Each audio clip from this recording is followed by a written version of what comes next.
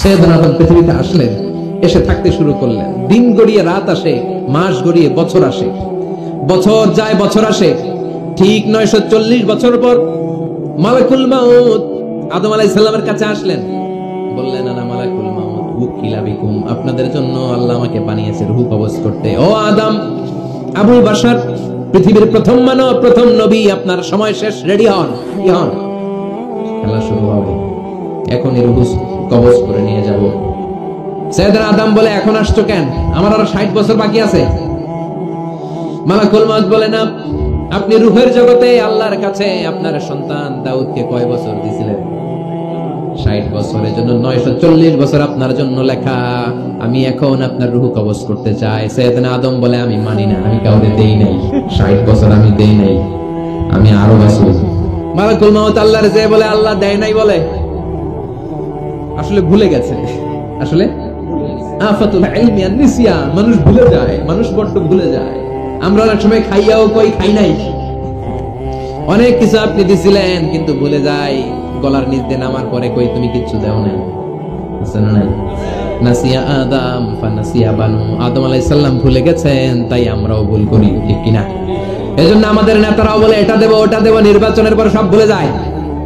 আছে না নাই? ওই যে আদম আলাইহিস সালাম ভুলছে, আমরা ভুলে যাই। ওনাদের দোষ কি? ভুলে যায়, বেমালুম ভুলে যায়।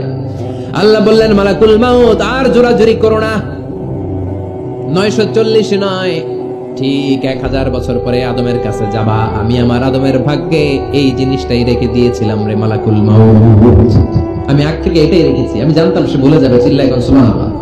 তার মানে পৃথিবীর সবচাইতে লম্বা মানুষ, 60 হাত লম্বা, এত শক্তিশালী আদম আলাইহিস সালাম শ্রীলঙ্কাতে প্রথম নেমেছিলেন। এক লাফ দিলে আধা মাইল চলে যেতেন। সুবহানাল্লাহ। এই লম্বা মানুষ আদম আলাইহিস সালাম চলে গেলেন। ওনার পরের নবী ইদ্রিস আলাইহিস সালাম, উনি মরে নাই। ইদ্রিস আলাইহিস সালাম মরছে, কে বলছে? উনিও মরেছেন। তবে ওনার মৃত্যুর আজীব এক ঘটনা আছে, অনেক লম্বা কথা। এক ফেরেশতার সাথে ওনার বন্ধুত্ব হয়েছিল। বলেছিলেন, আমি আকাশ দেখতে চাই, আল্লাহর কাছে অনুমতি চাই। আল্লাহ বলল, ঠিক আছে, ইদ্রিসকে আকাশে ঘোরাও। প্রথম আকাশে ঘুরলেন, দ্বিতীয় আকাশে ঘুরলেন, তৃতীয় আকাশে ঘুরলেন, চতুর্থ আকাশে ঘুরলেন। ইন দ্য মিন টাইম চতুর্থ আসমানে মালাকুল মাউত পৃথিবীর দিকে নেমে আসছিল। ওই ফেরেশতা বলে, মালাকুল মাউত আপনি কই যান? মালাকুল মাউত বলে, একটু আগে আল্লাহ ফরমান জারি করেছে, চতুর্থ আসমানে আমার নবী ইদ্রিসের রূহ কবজ করো। সুবহানাল্লাহ। আমি বললাম, আল্লাহ আপনার পাঠানো নবী সাইয়েদনা ইদ্রিস থাকে দুনিয়ায়, চতুর্থ আসমানে পামু কই? আল্লাহ কয়, কথা নাই, দৌড় দে। আমি দৌড় দিলাম, এসে দেখি ইদ্রিস আলাইহিস সালাম এখানে রেডি। সুবহানাল্লাহ। ওয়া রাফা'নাহু মাকানান আলিয়্যা। ইদ্রিস আলাইহিস সালামের রূহ কবজ দুনিয়ায় হয় নাই, চতুর্থ আকাশের মধ্যে হয়েছে। একটু চিৎকার করে পড়বেন সুবহানাল্লাহ। এরপরে সুলাইমান আলাইহিস সালাম, উনি তো মরে নাই, মরছে। উনি জিন চালাইতো, উনিও মরবে। শক্তিশালী একজন নবী ছিল। উনি মালাকুল মাউতকে বলেছিলেন, মালাকুল মাউত আমার মৃত্যুর সুয়াইয়া, সামান্য কিছু আগে আমারে বইলো, আমার একটা কাজ আছে।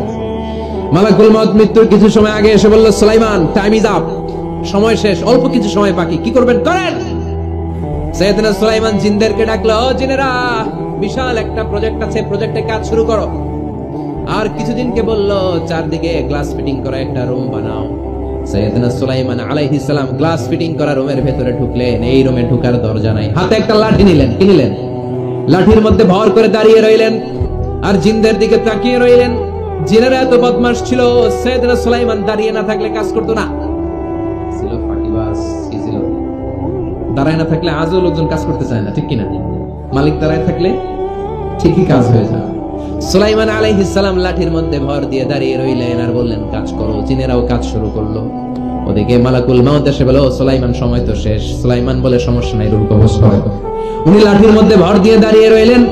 গ্লাস ফিটিং করা রুমের ভিতরে কোরআন সাক্ষী। মালাকুল মাউত ওইভাবে লাঠিতে ভর দেওয়া অবস্থায়, দাঁড়ানো অবস্থায় সাইয়েদনা সুলাইমান আলাইহিস সালামের রূহ কবজ করে নিলেন। উনি এমন ভাবে দাঁড়িয়েছেন, রূহ চলে গেল, লাশ হয়ে দাঁড়িয়ে রইলেন। লাঠির মধ্যে দাঁড়িয়ে আছেন, জমিনের মধ্যে লুটিয়ে পড়ে নাই। সুবহানাল্লাহ। জিনগুলো দূর থেকে ভাবলো, বস তো দাঁড়ায় আছে। কে দাঁড়ায় আছে? জিনেরা মনে করছে বস দাঁড়ায় আছে, কাজ করতে হবে। করতে করতে পুরা প্রজেক্টের কাজ শেষ। ইন দ্য মিন টাইম ঝিঝি পোকা, উই পোকা, যে পোকা কাঠ খেয়ে ফেলে, এই কাঠ খাওয়ার পোকা সুলাইমান আলাইহিস সালাম লাঠির ভেতরে ঢুকে লাঠিও খেয়ে ফেলেছে। সাইয়েদনা সুলাইমান আলাইহিস সালাম ধপাস করে জমিনে পড়েছে। আর জিনেরা কয়, হায় হায়, খালি খালি কাম করছে এতদিন। সুবহানাল্লাহ বলেন না? সুলাইমান আলাইহিস সালাম বাঁচতে পারেন। চলে গেল। মুসা আলাইহিস সালাম মরছে, উনি মরবে কেন? উনি তো খালি মারে। মরছে এক থাপ্পড়ে ফেরাউনের বাবুর্চি নাই। মুখের আগে হাত চলতো কয়েকজন, এর মধ্যে মুসা আলাইহিস সালাম আছে না নাই? মালাকুল মাউত মানুষের আকৃতিতে অনুমতি না নিয়ে ঘরের ভেতরে ঢুকে গেল। ঢুকে বলে, আনা মালাকুল মাউত, আমি মৃত্যুর ফেরেশতা। তো কি চাও? যেহেতু আপনার রূহ কবজ করতে আসছি। কিন্তু মুসা আলাইহিস সালাম দেখতেছেন দিব্য একজন মানুষ, আবার সালাম দেয় নাই, অনুমতি নিয়েও ঢুকে নাই। অমিয়া অনুমতি নিয়ে ঘরে ঢোকার দরকার আছে না নাই? মুসা আলাইহিস সালামের মেজাজ বড় গরম। উনি বললেন, কি করবি? কয় আপনারে মারবো। কয় এদিকে আয়। মালাকুল মাউত মনে মনে ভাবে, এতদিন সব মানুষগুলো আমারে দেখলে দিত দৌড়, আজকে মনে হয় আমারে দিতে হবে দৌড়। এক পা গায়ে দুই পা পেছায় সাহস করে সামনে গেলেন। আবার মুসা আলাইহিস সালাম দিলেন এরকম থাপ্পড়। ফাসাক্কাহু ফাফাকুয়া আইনা, বুখারীর বর্ণনা, এক থাপ্পড়ে চোখ নাই। ঠিকই মালাকুল মাউত দৌড়, এক দৌড়ে আল্লাহর কাছে। আল্লাহ বললেন, রাখো। এটা মুসা আলাইহিস সালাম, তার মেজাজ বড্ড গরম, আমাকে কথা বলতে হবে। আল্লাহ বললেন, মুসা, বুখারীর বর্ণনা, গরুর পিঠের উপর হাত রেখে দাও। রাখা হলো। তোমার হাতের নিচে গরুর যত পশম, প্রত্যেক পশমের বিনিময়ে এক এক বছর করে হায়াত বাড়িয়ে দিলাম। মুসা আলাইহিস সালাম অনেক চালাক নয়। উনি বললেন, আল্লাহ, আমার হাতের নিচে যদি গরুর 2000 পশম থাকে, তার মানে 2000 বছর হায়াত বাড়িয়ে দিলেন। কিন্তু এক্সট্রা হায়াত যখন শেষ হয়ে যাবে, এরপরে কি হবে? আগে ওইটা বলেন। আল্লাহ বললেন, সুম্মাল মাউত, তারপরে তো মুসা মরতেই হবে, আসতেই হবে। সাইয়েদনা মুসা আলাইহিস সালাম বললেন, ফাল আনা, তাহলে আর দেরির দরকার নাই, এখনই আমি আপনার কাছে চলে যেতে চাই। মালাকুল মাউত মুসা আলাইহিস সালামের রূহ নিয়ে উড়াল দিলেন। সুবহানাল্লাহ। বুঝতে পারছে? বিশ্বনবী মরে নাই, উনি ইন্তেকাল করেছেন। ইন্তেকালের আগে বিশ্বনবী প্রচন্ড অসুস্থ হলেন। মা আয়েশারে ডেকে বললেন, আয়েশা, মনে হয় আমি বাঁচব না। ওই যে খায়বার বিজয়ের দিন, খায়বার দুর্গ বিজয় করার পরে ইহুদি মহিলা আমারে দাওয়াত দিয়েছিল। ওই দাওয়াত খেতে যাওয়ার পরে গোশতের মধ্যে বিষ মাখানো হয়েছিল রে আয়েশা। ওই বিষ মাখানো খাসির গোশত খেয়ে যে ব্যথা আমার পেটে উঠেছিল, আজ আবার সেই ব্যথা উঠেছে। বিশ্বনবী ওই বিষ খাওয়ানো গোশতের কারণে ইন্তেকাল করেছেন। তার মানে বিশ্বনবী শাহীদ। জামা আল্লাহু বাইনান নবুওয়া ওয়া শাহাদা, আল্লাহ বিশ্বনবীকে শুধু নবী বানায় নাই, শহীদ হিসেবে কবুল করেছেন। প্রচন্ড অসুস্থ, উনি ছাড়া মসজিদে নববীতে কেউ ইমামতি করার সাহস পায় না। বিশ্বনবী বললেন, আবু বকর তুমি যাও। আবু বকরও যায় না। বিশ্বনবী বললেন, পানি আনো। বিশ্বনবী পানি দিয়ে ওযু করলেন। ওযু করে কয়েকজন সাহাবীকে ধরে উঠতে চাইলেন, আবার ধপাস করে বেহুশ হয়ে পড়লেন। বিশ্বনবী উঠতে পারে না। আবার বললেন, ঠান্ডা পানি আনো। পানির ভেতরে বিশ্বনবী দুই হাত ঢুকিয়ে দিয়ে ঠান্ডা ভিজা হাত দিয়ে চেহারার মধ্যে মাসে করলেন, আর বললেন, ইন্নালিল মাউতি লাসাকারাত, হায়রে মৃত্যুর কি যন্ত্রণা, হায়রে মৃত্যুর যে কি কষ্ট। ও মিয়া, বিশ্বনবী যদি মৃত্যুর কষ্টে কাতরায়, আমাদের অবস্থা কি? আমাদের নসিবে কি আছে? আল্লাহ তুমি বাঁচাও, করে না আমি। বিশ্বনবী কাঁদছেন, সাহাবারা একের পর এক দেখতে আসে, কান্নার রোল পড়ে গেল চারদিকে। বিশ্বনবীর কলিজার টুকরা নয়নের পুটুলি সাইয়্যিদাতুনা ফাতিমা বিশ্বনবীর কান্না সহ্য করতে পারে না। বিশ্বনবীকে ধরে ফাতিমা, সাইয়্যিদাতুনা ফাতিমা বিলাপ করা শুরু করে দিলেন, চিৎকার দিয়ে কান্নাকাটি শুরু করে দিলেন, আর বললেন, ওরে বাবা, হায় হায়, আমার বাবার কি কষ্ট, আমার বাবার কি কষ্ট হচ্ছে। বিশ্বনবী বললেন, ফাতিমা তুমি কেঁদো না, আমার কষ্ট আজকের পরে আর থাকবে না, আজকে তোর বাবার সব কষ্ট বন্ধ হয়ে যাবে। কি যেন কানে কানে বললেন, ফাতেমা আরো কেঁদে দিল। আবার কানে কানে কি যেন বললেন, ফাতেমা হেসে দিল। বিশ্বনবীর ইন্তেকালের অনেক পর মা আয়েশার কাছে ফাতেমা বললেন, আমি যখন প্রথমে কেঁদেছিলাম, আব্বা বলেছিল আমি আর বাঁচবো না রে ফাতেমা।